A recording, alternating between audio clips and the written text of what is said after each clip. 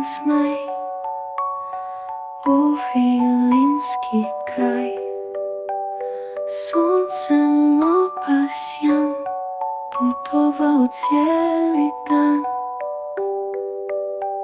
Сусід нам Вілу, благу і милу, коєму рече Змаю: добро вечер, драга Віло, Вілин шума тайно. Sviđa mi se ovo mjesto, baš je veliko i bajno.